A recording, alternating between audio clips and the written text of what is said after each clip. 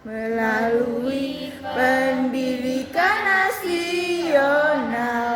tumbuh kembangkan moral etika bangsa,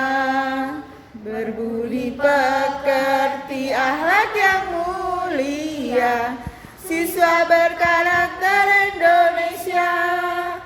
religius hidupnya, nasionalis jiwanya, integritas jadi tujuannya,